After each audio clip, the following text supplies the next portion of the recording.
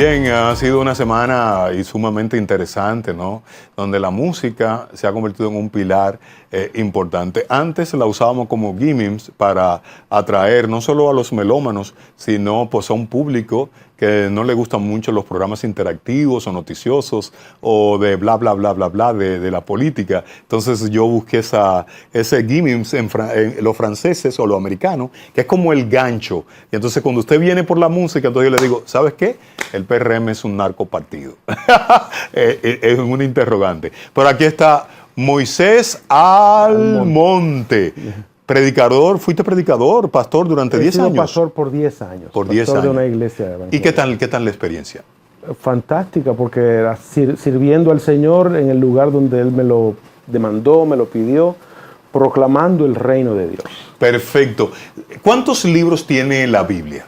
66 libros. 66 según el libros. canon bíblico que nosotros Sí, tenemos. Porque la iglesia de Roma prohibió unos libros apócrifos, le llaman, ¿verdad? Sí, bueno, existen unos libros apócrifos que todas las denominaciones los rechazan, pero la Iglesia Católica Romana añadió unos libros que nosotros le llamamos deuterocanónicos, y ellos en su Biblia tiene 72 libros. 72. Nosotros 72. 66. Y qué bien que sean deuterocanónicos, ¿verdad? Porque entonces es como tú que eres abogado y yo que soy licenciado en Derecho y que amo mucho la abogacía. Entonces, esos son libros de normas. Son de normas. Así es. Son de reglas, ¿verdad? Y al cristiano actual no le gustan mucho las reglas. ¿Cuál es tu libro de la Biblia favorito? Bueno, la Biblia. Yo tengo toda mi vida estudiándola y enseñándola. Y yo te diría que el todo, la suma de su palabra es la verdad. Si tú escoges una parte y dices, bueno, esta es mi favorita, probablemente necesitas el equilibrio de otras partes, digamos, toda la Biblia. Ahora, yo entiendo que las cartas de Pablo nos permiten entender la vida cristiana en este tiempo, porque en el Antiguo Testamento obviamente estaban bajo la mayor influencia de las leyes judías de aquel entonces, pero al llegar el Señor Jesucristo, transformar, digamos, la ley en un sentido de que llegó a su cumplimiento con la llegada del Mesías, y el apóstol Pablo predicó un mensaje y permitió que ese mensaje fuera entendido por el resto del mundo, todo el Imperio Romano. Entonces yo diría que lo que más he podido consumir son las cartas del apóstol Pablo, pero recomiendo la Biblia completa. Sí, completa. Contiene la suma de su palabra es la verdad. Una amiga que viene aquí con mucha frecuencia, Dorca Corleto, me recomendó, si quiero sabiduría, los proverbios. Claro, ahí hay sabiduría encapsulada. Encapsulada, sí. Los proverbios son refranes, pero obviamente con inspiración divina. Oye el principio de la sabiduría es el temor al Señor. Amén. Es decir, tú quieres ser sabio, bueno, comienza teniendo temor de Dios. Si no tienes temor de Dios, lo cual significa, si tú no sientes que tienes que respetar nada, ni nadie, ninguna regla, ningún ser superior, entonces ya no estás siendo sabio, aunque seas inteligente. Perfecto. ¿Cuál es tu profeta favorito? Yo diría que Isaías. El profeta evangélico. Es un clásico. Isaías profetizó detalles del Mesías 700 años antes de su llegada. Sí. Pero de una manera sorprendente. Detalles como cómo iba a morir, que sus ropas iban a ser rifadas, que sería molido en su cuerpo. Una serie de detalles que cuando uno la lee ahora uno piensa, bueno, eso lo escribieron después. No, hay registros históricos que demuestran que fue escrito 700 años antes. Luego, la llegada del Señor Jesucristo fue el cumplimiento de la profecía. Tú sabes que leí por ahí y siempre voy que puedo, porque me gusta la palabra, me imagino la ciudad de Nínive, pero además alguien definió a Jonás como un tipo altanero, arrogante, y yo en su momento he sido todo eso y más. ¿Es cierto que él era un profeta menor? Bueno, lo que pasa es que esa clasificación de profeta menor y profeta mayor, no todo el mundo está de acuerdo con clasificarlos de esa manera en función de la extensión de su escrito. Una clasificación tal vez más pura es anteriores al exilio y posteriores al exilio. Ahora, en esa clasificación de profetas mayores y menores, es decir, que el libro es grande o pequeño, Jonás es uno de los profetas menores. Sí, creo que sí. Yo creo que por eso, es por el tamaño del texto bíblico. Y creo el volumen. Correcto. Y creo que sí, que había un nivel de autosuficiencia, de rebeldía, de arrogancia. Él rechazó obedecer. Pero él rechazó obedecer a Dios porque él era ciego con el mandato de Dios. Y entonces Dios, en su misericordia, le dijo, ve y dile, pero si ellos se arrepienten, y él no quería, porque él quería era que castigaran a Nínive. Pues así somos los hombres. Así es. A veces los hombres queremos que Dios tenga gracia y favor hacia nosotros. Pero no hacia los demás. Y cuando Dios la tiene hacia los demás, entonces estamos celosos o nos oponemos.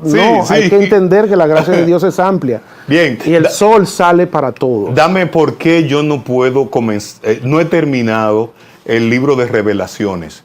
Apocalipsis es el texto más pesado para mí, pero ha inspirado grandes películas.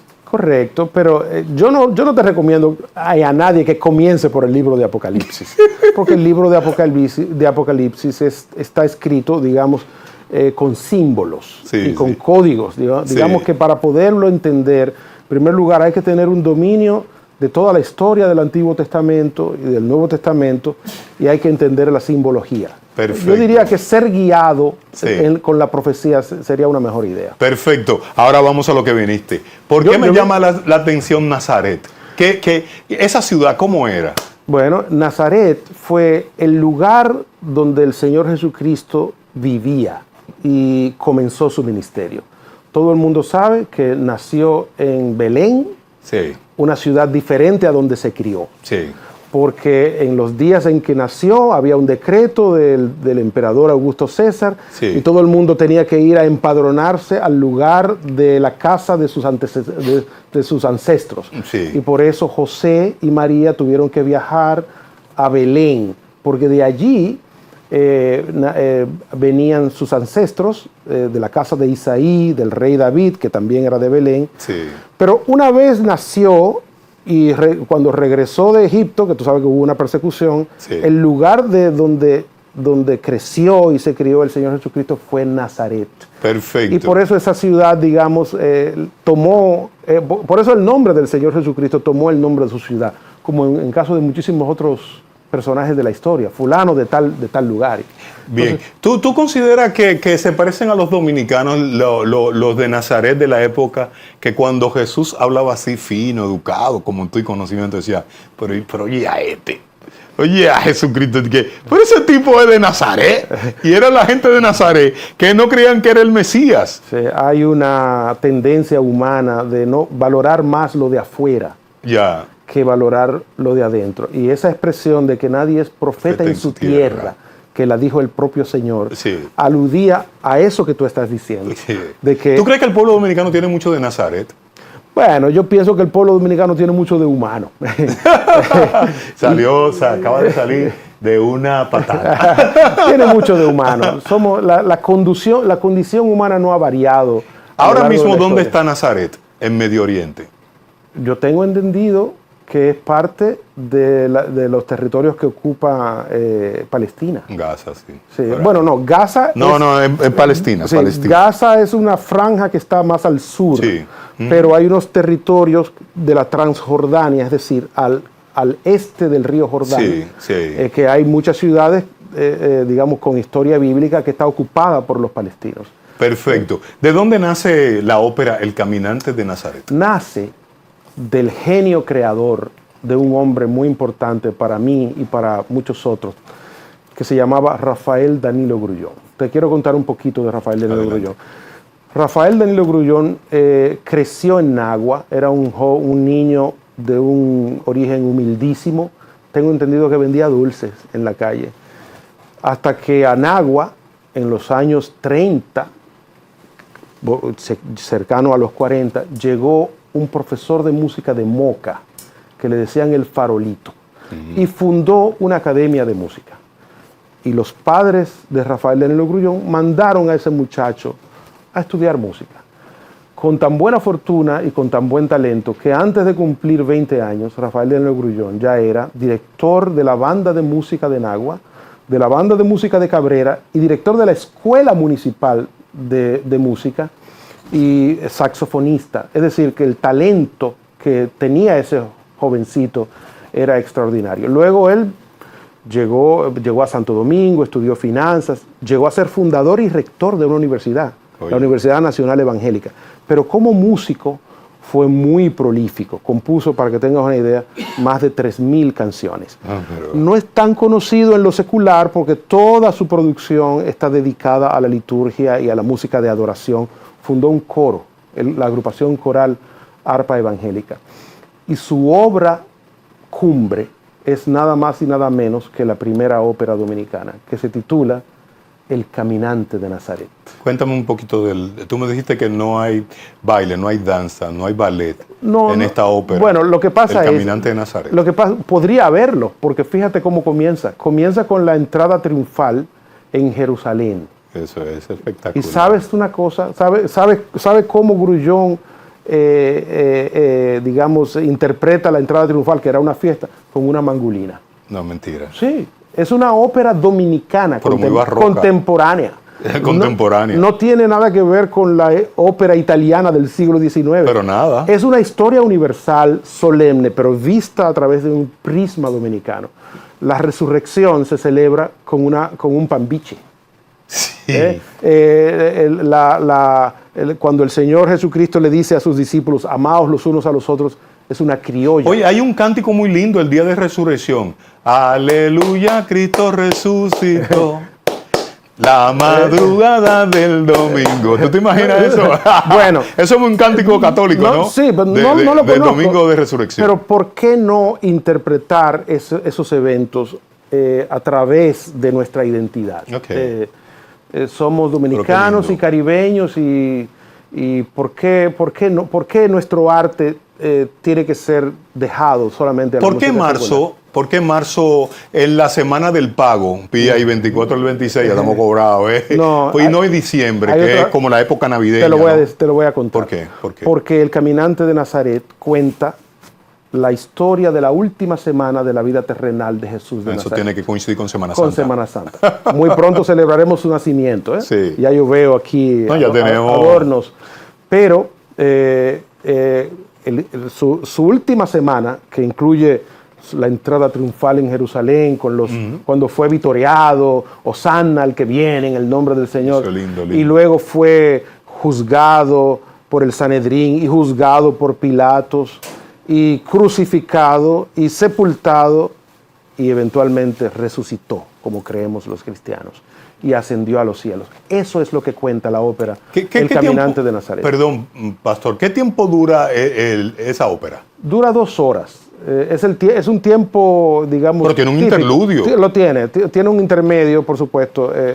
Si supiera que podría interpretarse de corrido y no sería canción porque la ópera tiene, mantiene la atención, pero se interpreta obviamente como básicamente coral. ¿Cuántos músicos? No, mira. ¿El director quién es? Elio Enay Medina. Es una estrella. El maestro Elio Enay. Elio Enay, que es actual director del Coro Nacional. ¿Qué? Pianista de la Orquesta Sinfónica Nacional, profesor de piano del Conservatorio Nacional. Un monstruo. Uno de los músicos más depurados de este país. Y laureado. Lo es. Y laureado. Y ese será nuestro director. El coro tendrá 100 voces. 100 voces. Que será la agrupación coral Arpa Evangélica que fundó el compositor de la obra, Rafael Leonel Grullón. La orquesta, 40 músicos sinfónicos y 15 solistas, que serían 15 personajes que incidieron en esos eventos. Hermoso. ¿Y la producción es tuya? Yo soy el productor. Será una ópera en versión concierto. Yo soy el productor, no porque yo me dedique a esto, mi profesión es abogado, pero porque estoy interesado... Pero maneja mucho el tema. Sí, y porque estoy interesado en que el arte sea un vehículo de un mensaje trascendente, como es el Evangelio y la vida de Jesús de Nazaret. ¿Qué parte de la ópera es la más dramática, si la que pone a la gente a llorar o a vibrar Va a ser en una semana dura, Sí. ¿no? Para el pueblo de Dios. La gente va de muchas reminiscencias. Correcto, la sí. gente va ya con una actitud reflexiva Sí. sobre esos eventos. A mí personalmente me conmueve la escena del juicio y la crucifixión. Eso es terrible. Con la arrogancia de Pilato, Sí, sí. con la demanda del pueblo, crucifícale a pesar de no encontrarse en él ninguna falta.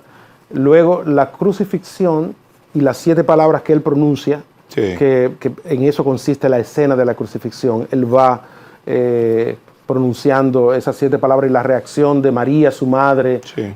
allí.